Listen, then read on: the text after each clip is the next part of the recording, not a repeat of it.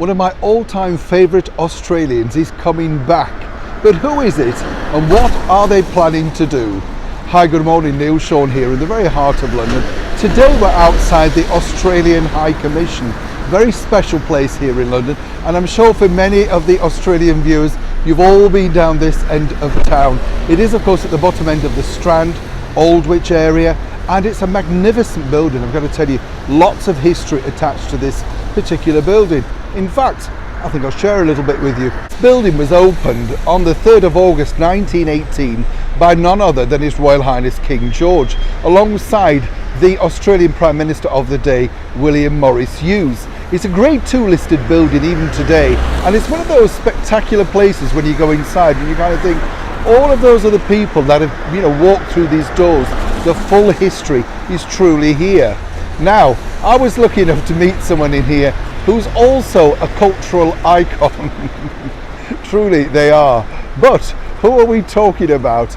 And of course, why as ever, when I speak about this person, have I got the giggles? Not only that, do you know that there's actually a secret river that runs underneath this building called the River Fleet? And apparently, now I wouldn't fancy this myself, I don't know about you, but apparently the water is that pure you could actually drink it directly from the river. Given what I've seen floating around in the sort of sewages and stuff when I visited London Underground, I think I'll take a bit of a pass on that particular one. But my favourite cultural Australian icon was in fact here. This was the last time that I bumped into him. We're talking about a man who's done so much for comedy, and I can't believe actually he's now over 80, in fact 87 in fact, I know, wow. And he is a major royal favourite, let me tell you. Both Camilla and His Royal Highness Prince Charles absolutely adore him. Who we're talking about? Well, the wonderful and brilliant Barry Humphries. Now, as I say, I was lucky enough to meet Barry on a number of occasions. I personally think he's an absolute comedy genius, but he didn't really go all of his own way, because he told me that when he first came to London in the early 60s, he tried to become part of the Establishment Club. In fact, it was Peter Cook that booked him, to try out and sort of try and break into the London Comedy Society. Didn't necessarily work for him. Took a lot of hard work. Now, if you are a fan of this wonderful Australian comic, you will know he has two characters, well, quite a few in fact, but the two major ones are Celeste Patterson, cultural attaché, a little bit saucy to say the least, and of course housewife megastar Dame Edna Everage. Very recently at a royal variety show which Prince Charles and Camilla attended, they played an absolute corker of a gag where Dame Edna was invited to sit in the royal box alongside Camilla and Charles.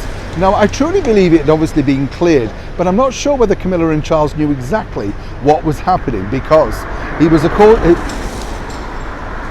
escorted in, sat down, checked a programme, and then said, oh, just a minute, and there was a tap on his shoulder where he was assured they'd found him a better seat in the house. Prince Charles and Camilla absolutely loved it, thought it was brilliant, and it was a piece of comedy gold. Now, Barry Humphries, as I say, has decided now not to do Dame Edna Everage anymore, obviously. You've got to hang up the frock at some point. But it's interesting to know, if you're a fan, look out for this worldwide, because he is doing a one-man show called The Man Behind the Mask. We've got it over here in the early part of next year, but I've been told that he's going to be taking it obviously back through Australia and then certain cities throughout America and some others around the world where he remains incredibly popular. What I think is very clever about Barry Humphries is he really does detach himself away from the characters that he's created. When you meet him on a one-to-one basis and have a drink or a coffee with him, he's just incredibly bright, very well read, very well educated. So to obviously turn on those characters backwards and make everybody feel so comfortable, and more importantly, totally enjoy a fabulous night out, whether it be on stage or television, then that really is a comedy gift. Roger Moore told me that one of his very finest television appearances was opposite Dame Edna Everage, because at this point he was none other than 007 James Bond. But he wanted to loosen up his image, of course. Now, there was no better way than appearing opposite a comedian, and Sir Roger told me that that really helped him break into some lighter comedy roles after he departed being 007. For Dame Edna Everage, of course, who's got a list of characters: Kenny, the son; Velma, the daughter. He inspired so many others to become funny, including none other than the celebrated US comedian Joan Rivers, who also told me she was a mega fan of Dame Edna. And like a lot of things, Dame Edna has Joan Rivers to thank for the breakthrough in America also. Let's not forget that Barry Humphries is not just a humble comic from Australia, but he took on Broadway and became one of the highest grossing shows of that season. That's no mean feat, particularly when he told me when he came to London, he counted up, there was around about 30 people in the room.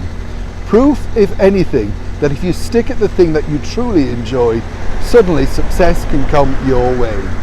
I'm so thrilled to be able to share with you the fact that he's now back on the boards, revealing lots of things about his career, and no doubt still making us laugh in a spectacular way that he's done for over 50 years.